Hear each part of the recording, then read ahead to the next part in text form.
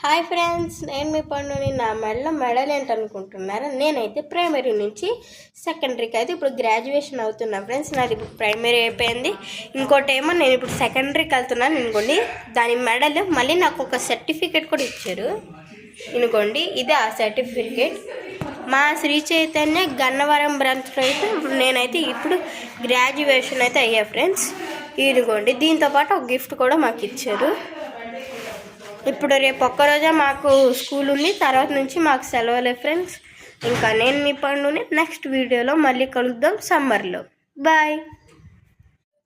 Hi friends, నేను మీ పండుని. నా మెడల్ ఏంటనుకుంటున్నారా? నేనైతే ప్రైమరీ నుంచి సెకండరీకి అయితే ఇప్పుడు గ్రాడ్యుయేషన్ అవుతున్నా ఫ్రెండ్స్. నాది ఇప్పుడు ప్రైమరీ అయిపోయింది.